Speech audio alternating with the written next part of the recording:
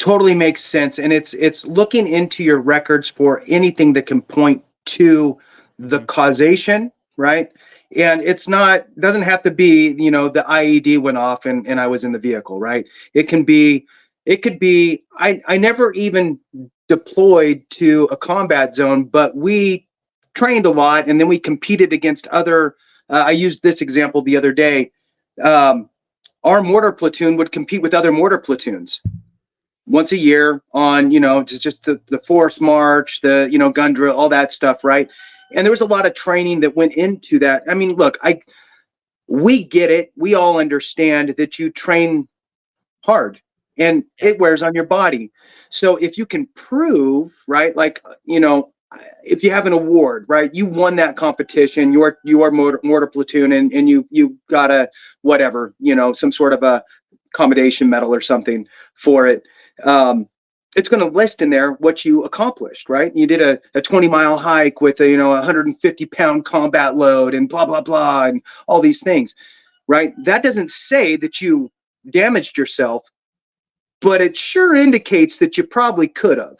Yeah. And that helps you get that Nexus letter, which is the hardcore evidence that you need because it's not from you, it's from a medical professional. So I'm just doubling down on what you said, Clay, there. I agree that the Nexus is by far the most commonly kind of reason why, and for all the reasons you said.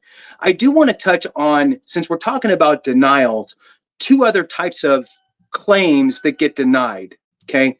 And one would be a denial for an increase and a denial for a presumptive. Okay. So I'll let you have the increase, right? Denial for increase, and I'll do the denial for a presumptive. Okay. So presumptives are supposed to be super easy, and they are for the most part. However, sometimes we confuse the law a little bit with thinking that they made it super, super easy. All you need to do is just say yes and sign a form and we'll take care of you. You still need to prove that you have the condition, right? You may have hypertension. You may, right? You may have went to the doctor and the doctor may have said, your blood pressure's you're right on the line. It's a little high. Let's have you rest for a little bit. We've all had to do that, right? You're all stressed down or whatever. And it's like, okay, well, you just go sit over there and be quiet for a little bit, then come back. A little more calm, try to get a good reading. So you may tell yourself, you know what? I've had that history for a long time. I know I have high blood pressure, but you're not diagnosed, right? You've been told you're on the edge or whatever. And so you file a claim. I served in Vietnam, for example, in 1968, boots on the ground, was there, doing whatever I was doing. So I meet the qualifications and yeah, I have high blood pressure, bam. And I send it in and then I get denied, right? Well, you need to prove that you actually have the condition. You still need to prove you have the condition. So just make sure that you do it because the VA is not doing anybody any favors and running out to make you an appointment for a diagnosis, typically. So there's always the off chance something weird happens and you can rely on that, but it's a very tiny opportunity that raises its head. So please make sure you get your presumptive condition diagnosed. Mm-hmm.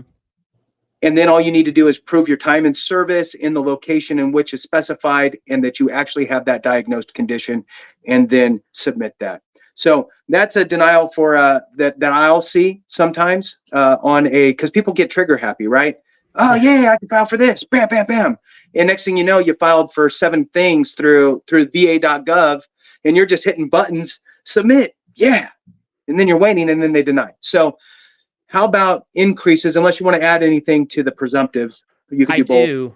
I do because I had this situation happen maybe 3-4 weeks ago. A veteran that I've known for a while reached out to me, and this is a legit 100% true story.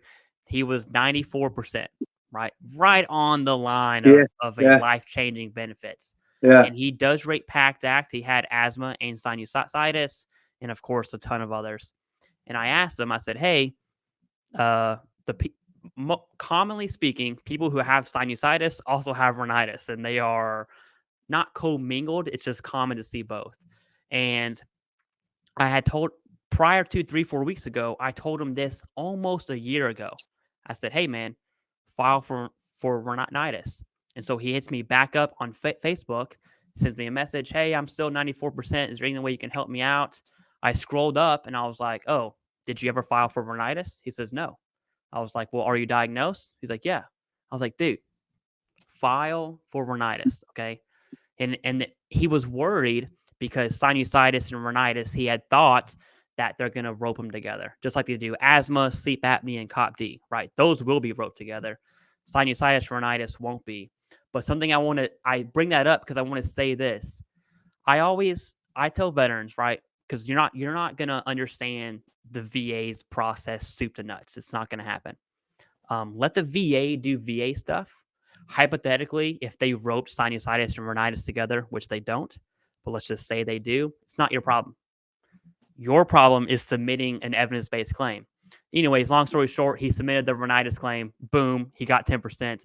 Now he's 100, right? And what stopped him an entire year of benefits was he had thought sinusitis and rhinitis was linked, but it's not, right? So let the VA do VA stuff. We submit evidence-based claims. That's all I wanted to add on that. But Yeah. looking at denial for increases, which is a solid subject I didn't even think about. And I'm going to give the technical answer, and then I'll give you my recommendation, which I think is solid. So the technical answer is, do you need evidence to submit an increase? And that answer is no. You can go on va.gov right now. I could submit an increase for every single condition I have in about 3 minutes, right? It would take me probably 5 minutes because va.gov is weird. I could do that. And if you do that, what's going to happen is it'll warrant the CMP exam, and then you are at the mercy of that examiner, right? The CMP examiner will have to reevaluate using what's called a DBQ for that condition, whether it's a back, a knee condition, whatever.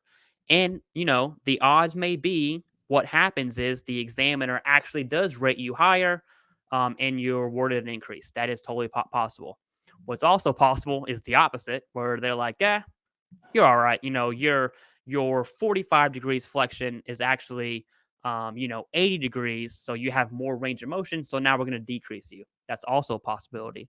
And I bring that up because I say this: if I had to tell a veteran one thing on disability and that's it, I couldn't say anything else, it would be this: do not give a reason for the CMP examiner to fabricate evidence, right? Fabricate is probably not the right word, but I guess create the evidence. Don't do that. And so I would recommend veterans treat an increase just like every other claim. If my migraines are getting worse, you know what the first thing I'm going to do is? I'm going to say, I'm going to go to va.gov, send a secure message to my healthcare team or private insurance, whichever you prefer, and say, "Hey, doc, hey, healthcare team, my migraines are getting worse. Is there a way I can up my prescription for medication? I'm getting 4 migraines a month." Whatever your symptoms are, have that appointment, submit. You already have the intent to file because we are educated veterans. And so now we have the intent to file. We have the evidence with that claim. So if the examiner says, "Well, you get 2 migraines per month," and it'll, what will most likely happen, just to be real, is the rater will see that. They're not looking at your evidence. They're just looking at the DBQ from the CMP examiner. And that's what happens in reality. It's not right. And so that will probably come back as a denied increased claim. But because you have the evidence, you now do a higher level review, informal conference. A rater will call you in about 2 or 3 months. And I know it sucks, but you have to do this, okay? And say, "Hey, I do have 4 to 5 migraines per month, and I can prove it." All of a sudden, you have the evidence, and that's it. That is, I'm not saying it's right because the process shouldn't work like that. But evidence, veterans can lean on evidence. You take that same scenario and you don't have the evidence, that CMP examiner's, evaluation is the gospel for that increased claim. And that's it. And you're stuck with that. And so my number one advice is just